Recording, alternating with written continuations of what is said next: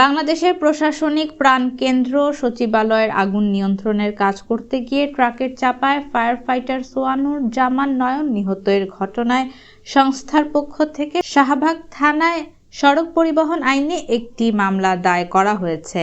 বৃহস্পতিবার ২৬ December fire সার্ভিসের সদর দপ্তরে কর্মরত রুহুল আমিন মোল্লা বাদী হয়ে মামলাটি দায়ের করেন।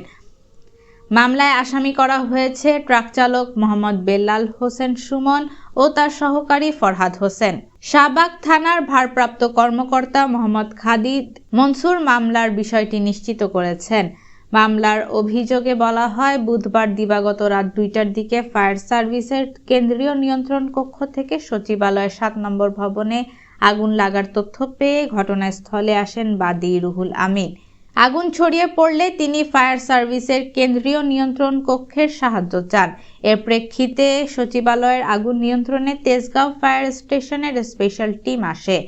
অপারেশনাল কাজ চলার সময় ফায়ার ফাইটার সোয়ানুর জামান নয়ন ডেলিভারি হোজ হিসেবে সচিবালয়ের মেইন গেটের সামনে রাস্তা পার হওয়ার সময় গুলিস্তানের 0 পয়েন্ট থেকে কারওয়ান বাজারগামী একটি ট্রাক দ্রুত ও বেপরোয়া গতিতে ফায়ার ফাইটার নয়নকে চাপা দিলে তিনি মাথাসহ শরীরের বিভিন্ন স্থানে গুরুতর আঘাতসহ রক্তাক্ত হন।